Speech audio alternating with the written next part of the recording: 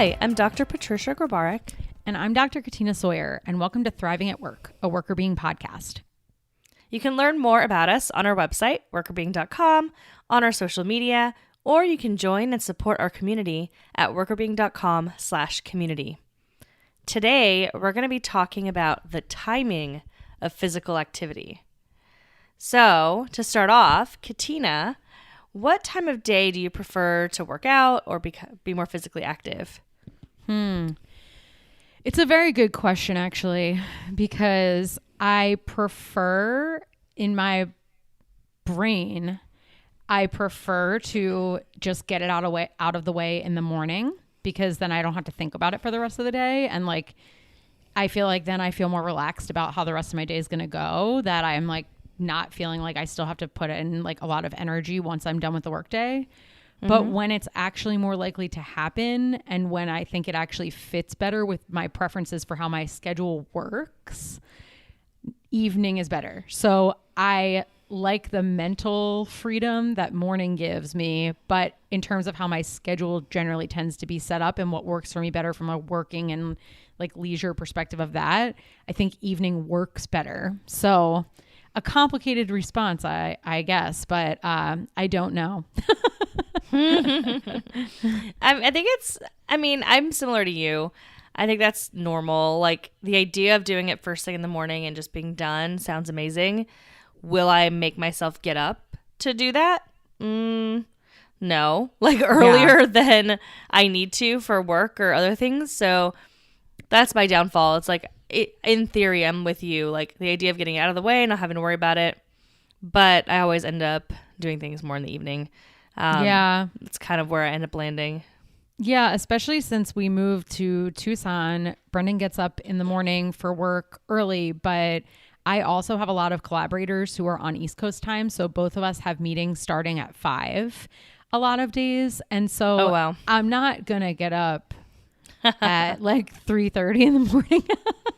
No. So I feel like here it's like particularly bad because I'm like, I don't really know what to do with that.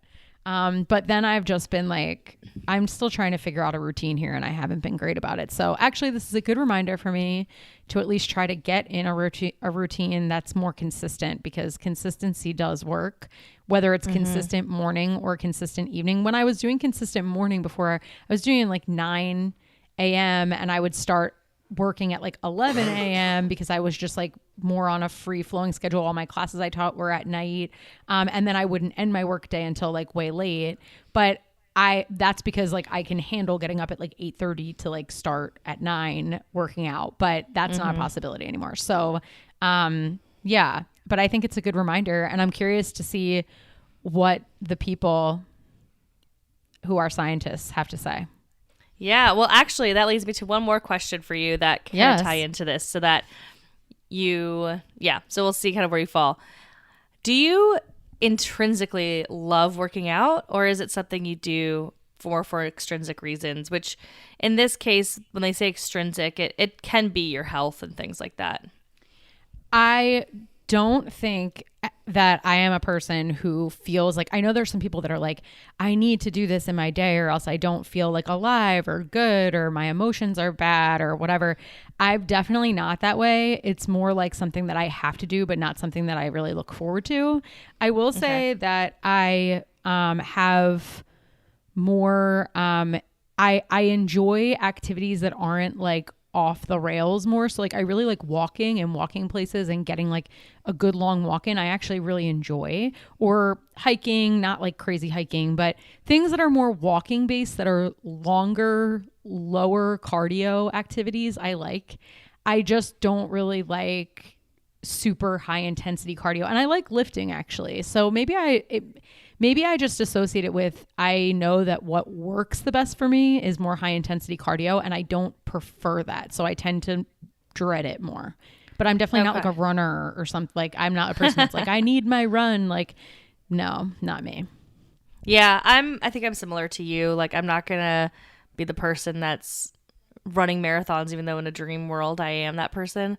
But I think I also prefer longer walks and like things that are a little bit, I don't mind lifting weights either, but I don't I don't want to do like a CrossFit, like fast lifting weights or anything like that. Like, no, like I'm just going to lift my weights in my time.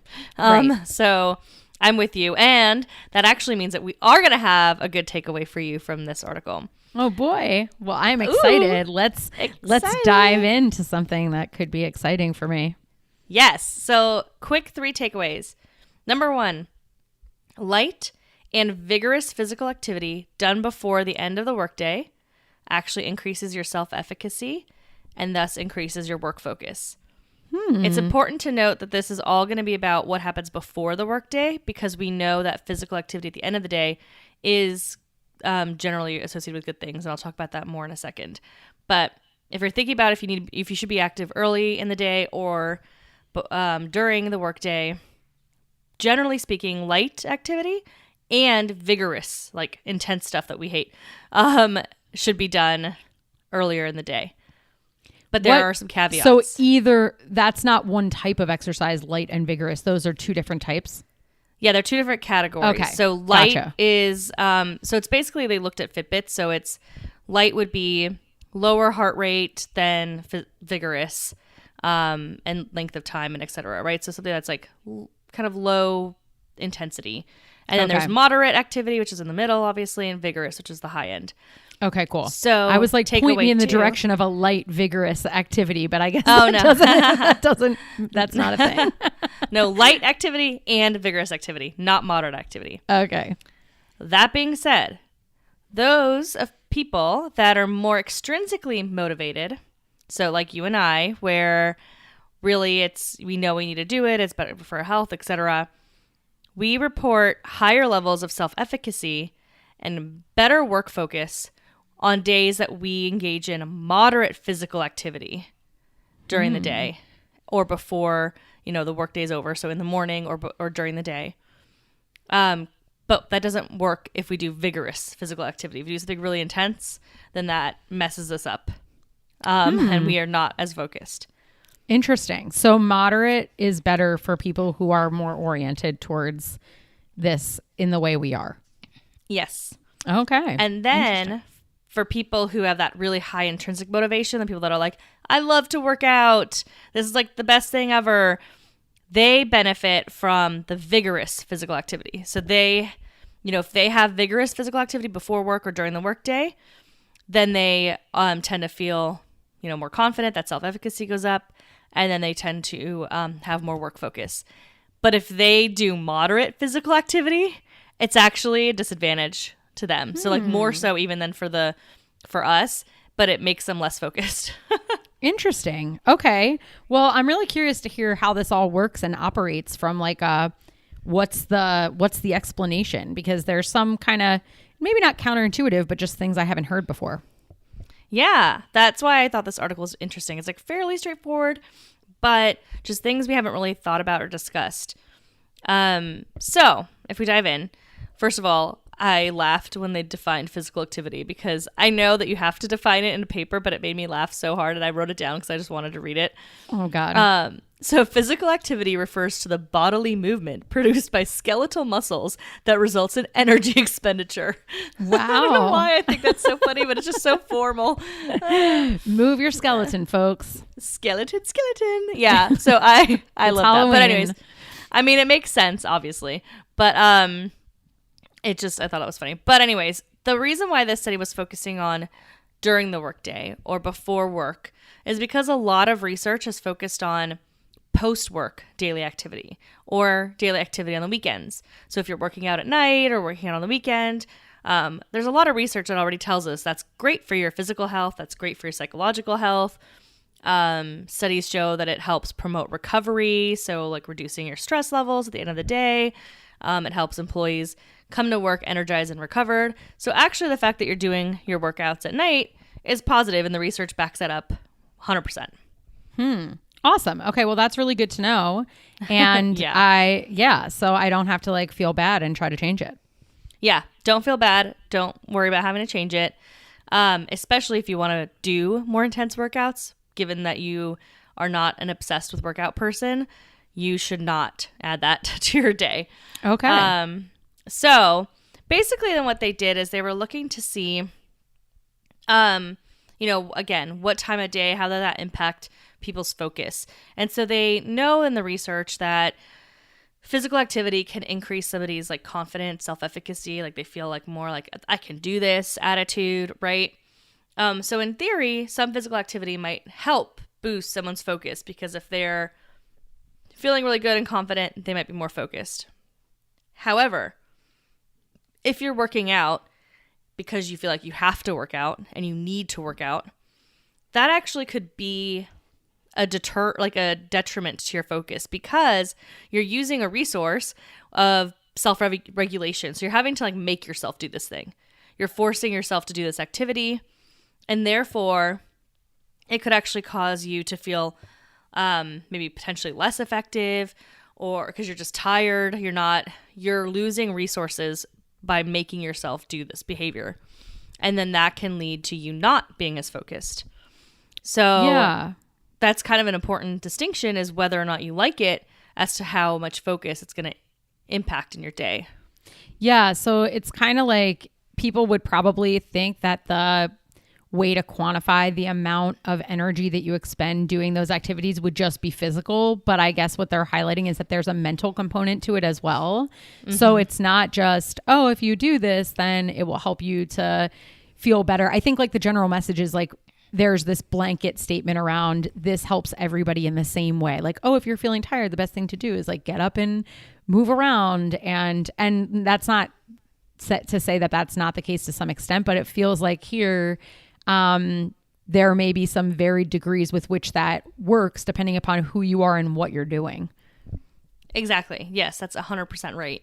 And so when it comes to people that are more motivated from external reasons to work out, if you do vigorous activity, that's actually really hard for you because you're like, ugh, I have to do this thing I hate. I'm going to make myself do it. So because I made myself do it, it's actually going to be detracting me from feeling like I can get my work done. And so I'm going to be a little bit less focused at work.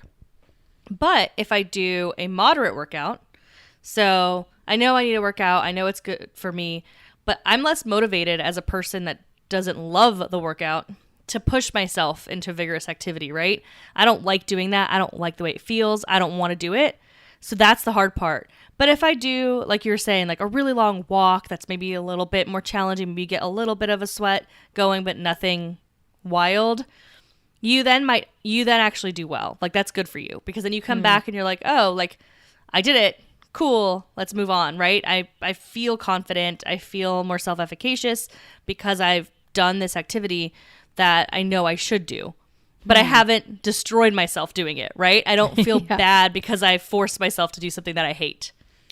And do they give any examples of what would be considered low, moderate, or vigorous, or does it vary by person? It varies by person. So it's really dependent on their like heart rate and kind of, the Fitbit tracker data is really what it comes down to. And they also ask people to indicate when they were working out. So it basically aligns with a certain level of heart rate based on age, all that kind of stuff. And then when the person said they were working out. Okay. So I'm working out and my heart rate goes up, but not really, really high. If it's vigorous, I say I'm working out and my heart rate on my Fitbit went up, like it skyrocketed, right? I'm at the hardest possible workout that I could do, right? Yep. Okay. So probably paying attention to what your range is when you're doing a low, moderate, or vigorous, like what feels low, moderate, or vigorous to you can probably give you a sense of where you're aiming towards. If you have a Fitbit or a fitness tracker, it could give you a sense of where to aim towards if you want to be in that sweet spot of any of those three. Yeah, exactly. Okay. And I think we generally know physically, right? Like when you're so out of breath that it's like really difficult, you can consider that vigorous. When you're out of breath, but you can get a few words out, maybe a sentence, you're probably more in the moderate range. If you're not out of breath at all, you're probably in the light range. Okay, gotcha. Okay, I think that makes some sense. Yeah, this is really interesting. I'm also wondering if they looked at, and it doesn't sound like they did, but I'd be curious to see what the anticipation of having to do something that you don't want to do does for your distraction. Because I remember when I was doing Insanity, That was like Oh, yeah. the worst. And I would think all day long about how I had to do Insanity at night. And it would just like pang me during the day and be like, oh no, it's coming. I have to do this tonight. And it was horrible. And I feel like it was distracting me during the day because the remembrance that it was coming was a distraction, or it was taking focus away from me because I was like dreading something to happen. So I would be curious if it's not even just like the resource of doing it, but also the resource of anticipating doing it could be an interesting question. Yeah, that is a good question. And they didn't look at that. You're right. But that would be an interesting add-on to this. But I did want to touch a little bit on the people that are not like us, that like love working out. So the big takeaway for us is if you're going to work out during the day, make it moderate. Don't go nuts. Make it so that you could still feel confident at the end and you don't feel like you're pushing yourself into something you dread. Otherwise, wait till the end of the day. Mm-hmm. Okay. For people that love to exercise, they saw when they did vigorous activity, that's when they saw like their focus increase. So they're the ones that like, you know, your runners of the world, your marathon runners that like love to run, and, you know, they really want to get those vigorous steps in, whatever they're doing, right? You're probably that if you're fall into that category, then it's actually not a bad idea to work out in the morning or work out at lunch or whenever and really get into that intense workout. But what's really interesting, yeah, go ahead. I was just going to say, so when people who say they get like a runner's high, they're not lying. They actually do get that boost, but it's just that I feel like when people say that, it's like, they're like, just keep pushing with running intensely. And at some point you'll convert yourself into loving this. And I've tried running multiple times over the course of my life and it never converts to what they're saying. So I think it must be just one of those things where they're not wrong, because for them, that's truly what they're experiencing, but it's just not a uniform thing. Yeah, I would agree with that. I don't really know any about the research in that space, but my assumption is that you're probably right. Like just differences in people. So if you're one of those people, go for it, work out super hard during lunch, have fun. Because apparently you will, and the rest of us may not. But then the other thing that's really interesting is that when they had light physical activity, so light physical activity wasn't bad for people like us either. Like nothing really happened. Overall, when you look across every single person, it did have some impacts on focus, like just getting up, moving around. But it did particularly so for those that have that intrinsic motivation, those people that love to work out. And what's interesting, though, is that they would have these light bouts of physical activity during the day that they did not call out when they were asked that was a workout. But based on their Fitbit tracker, it would have been considered a workout. So like maybe they went up 5 flights of stairs, right? But it would have been considered a light workout. Nothing intense, nothing moderate, very light. So they're not calling those things workouts, but technically they're getting light physical activity. And when they do that, they actually see an increase in focus too. So they don't have to do the intense thing. They could do the light thing, but they shouldn't do the moderate thing. It's kind of interesting. That is interesting. I wonder if it's like, I'm sure they come up with some ideas around this, but I wonder if it's like, if they're thinking of it as exercise, they have it in their heads that it needs to be a certain way, or else they feel like that was too easy. And now I'm like disappointed in myself that I didn't do as well as I could have. Whereas if they're not thinking of it like exercise, there's no pressure to make it a particular type of thing, so that like disappointment or something is not associated with the activity. That's exactly what their thoughts are around it. They're saying that, if they think it's an exercise, then they're going to only judge themselves in a positive way if it was intense.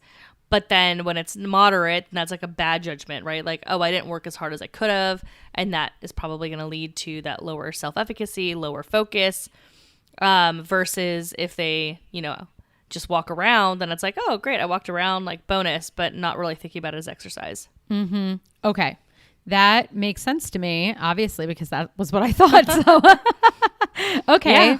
So this is super interesting. And I think it also speaks to a bigger point across all of this, that employers should allow people to disconnect and exercise because everybody has something that works for them that increases their focus. It might vary what it is, but everybody has something that will work to do that. Exactly. So I think from like a organizational or leadership perspective, allowing people to take breaks and to use those breaks for physical activity, especially when you have people in a remote environment, that makes it even easier. But if you give people access to showers, etc., then those that want to do something really vigorous and that will be beneficial to them can do that, come back, not smell up the office, and actually focus more throughout the day. And generally speaking, light physical activity seems to be fine for everybody and can improve concentration for some people. So not a bad idea to, again, continue encouraging those breaks so people can get up, walk around, or do whatever, they can physically for a few minutes here and there, and that should help increase their focus. But if people are able, they could do walking meetings or things like that as well. That might be a good way, no matter what someone's orientation is, to get those steps in and benefit from that enhanced focus without having a downside for anyone on that side of the equation. Exactly. Yeah. And think about if you're just alone and maybe you can't go for a walk or, what have you, maybe stretching a little bit at your desk, something a little bit physically engaging can be beneficial. But then when you think about the more intense exercise, that's where it's individualized. So as an employee, it really matters to think about what you're doing. So one, if you don't work out until the evening, that's a great way to go. That's fine. If you want to increase your focus, you have to think about what are you and be honest with yourself. Do you actually like working out? Is this truly who you are? If that's the case, if you're in love with it, then work super hard, have one of those vigorous workouts, and you're going to improve your focus. If you aren't like that, then make sure your workout's a little more moderate so you're not going too intense, and then your focus will increase. So it kind of just depends on who you are. Yeah. And if you want to get the same physical benefit, I would imagine that you could do a longer moderate workout or a shorter vigorous workout on the other side and still get a similar result in terms of what you're looking to do. So it's not that you need to do something worse for your health. It's just that it's different. Yeah, exactly. And again, if you're one of those people that is not motivated by loving exercise, you can also wait to the end of the day. If you think, I know that I need to really kick it up a notch because XYZ, I'm going on some massive hiking trip, I don't know, then feel free to do a vigorous exercise. Just don't do it during work days because then you're going to kind of lose your focus. Just do it later at night and that's not a problem. Yeah. I think this is really helpful, both from the perspective of organizations allowing people to disconnect and do something, right? Because there is this work-related benefit. But I also think it's helpful for people to think about, as you're saying, their own preferences. And when you're thinking about what preferences or assumptions you make about other people, it's also important to recognize that not everybody is motivated in the same way or by the same things or impacted in the same way by the same activities as you are. So I think that that's also a good takeaway, that what works for you might not always work for everyone else. And that's okay, that there are different ways of doing things that can drive similar outcomes. Exactly. Yeah. I think it's, everything is individualized here, and do what works for you and just make sure you're not pushing yourself if you hate exercise during the day so that you can focus, and then just make sure you do push yourself harder if you do love exercise so you don't feel that sense of disappointment that you didn't work as hard as you could, so that you don't get distracted by that at work. Yeah, very interesting. So it's like pressure. If you're putting pressure on yourself to do something you don't want to do, or you feel pressure that you didn't achieve a goal that you wanted to achieve, it's not great. And both of us are very clearly comfortable being like, that's not me. I'm not that person that's, up at 6 running 13 miles. I always see, I'll do a shout out to our friend Nick Salter, but I always see him every Saturday and Sunday on social media, running 13 miles. And I'm laying in my bed. I just woke up and I'm like, good for you. But if you're not that person, that's okay. Acknowledging it and leaning into what kind of person you are and actually addressing that with your actions and behaviors can help to increase your health and your work performance as well. Exactly. Well, I'm glad that you found this as interesting as I did, and I think that there's a lot of really easy, super tangible takeaways. So hopefully everyone can take a moment, think about their preferences, and make sure that they're building schedules to accommodate those preferences and help them succeed. So thank you all for listening to this article. Thank you for always being here, dear listeners. And if you have any questions or anything that you need from us, you can find us at contact@workerbeing.com. You can find us on our website, on social, and of course, we'd love to see you in our community, workerbeing.com/community. Thanks for listening.